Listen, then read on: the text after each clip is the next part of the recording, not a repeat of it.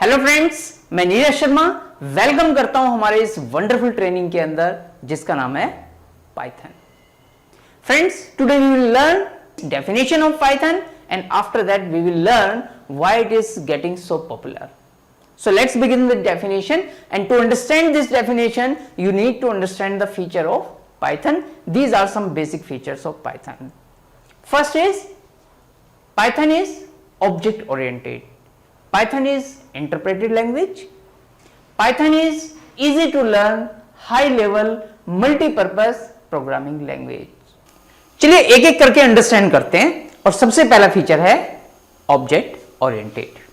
देखिए, object oriented समझने से पहले आपको यह बात समझनी चाहिए कि पाइथन मल्टी पैराडाइम को सपोर्ट करता है।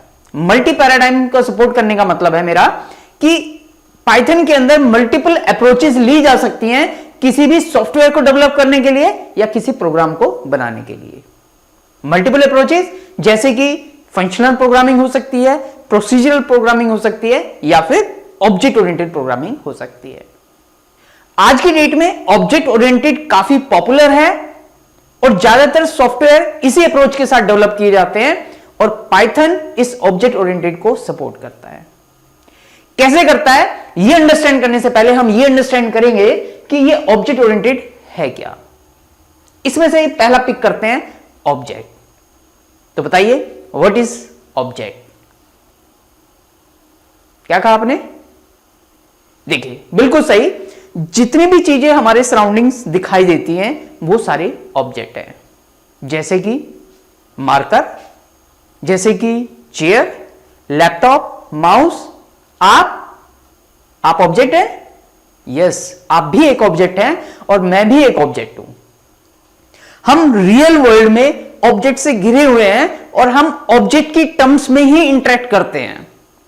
जैसे अगर मैं ये मार्कर यूज करना चाहता हूं, यानी एक ऑब्जेक्ट दूसरे ऑब्जेक्ट के कुछ फीचर्स यूज कर रहा है, राइट? देखिए, ऑब्जेक्ट के बारे में आपको एक चीज और अंडरस्टैंड करनी चाहिए कि हर एक ऑब्जेक्ट की दो चीजें जरूर होंगी। कौन सी दो चीजें?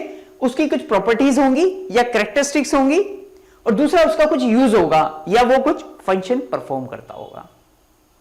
फॉर एग्जाम्पल, मैंने ये मार्कर लिया, इस मार्कर की क्या प्रॉपर्टीज है या क्या कैरेक्टरिस्टिक्स है? इसकी हाइट, इसकी डायमेंशन, इसका कलर, इसका मटेरियल, इसकी कंपनी, ये क्या है? इसकी प्रॉपर्टीज हैं, कैरेक्टरिस्टिक्स हैं। इसका यूज क्या है? इसका यूज है writing. Writing is the use, right? दूसरा एग्जांपल लेते हैं। मान लीजिए मैंने लिया एक फैन। अब आप बताइए इसकी प्रॉपर्टीज क्या है, कैरेक्टरिस्टिक्स क्या है इसकी? देखिए, फैन का कलर, फैन का मटेरियल, फैन के विंग्स, इसकी कंपनी, इसका प्राइस, ये सारे क्या है? इसकी कैरेक्टरिस्टिक्स हैं, इसकी प्रॉपर्टीज हैं और इसका यूज क्या है? Spreading air is the use, हवा देना इसका पर्पस है, ठीक है? तो इस तरीके से जितने भी ऑब्जेक्ट्स आप देखेंगे आप ये पाएंगे कि हर एक ऑब्जेक्ट की अपनी कैरेक्टरिस्टिक्स है। उन कैरेक्टरिस्टिक्स के अकॉर्डिंग वो कुछ यूज, उसका कुछ यूज है या वो कुछ फंक्शन परफॉर्म करता है।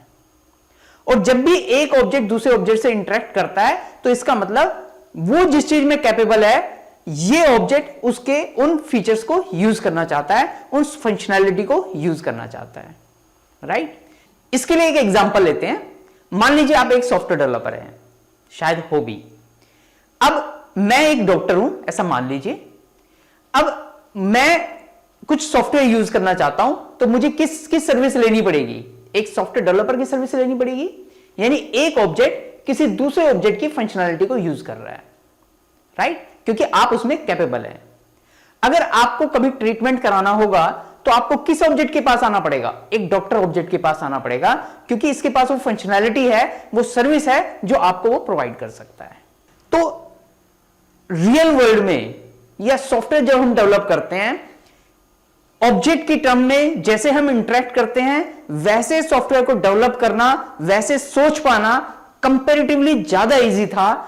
इसलिए ऑब्जेक्ट ओरिएंटेड लैंग्वेज का बर्थ हुआ। Clear? I hope this is clear. और अगर नहीं भी क्लियर है तो आप वीडियो को दोबारा देख सकते हैं या फिर जब हम एक्चुअल में ऑब्जेक्ट ओरिएंटेड कॉन्सेप्ट सीखेंगे तो और ज्यादा क्लियर हो जाएगा। चलिए अब नेक्स्ट फीचर पे मूव करते हैं।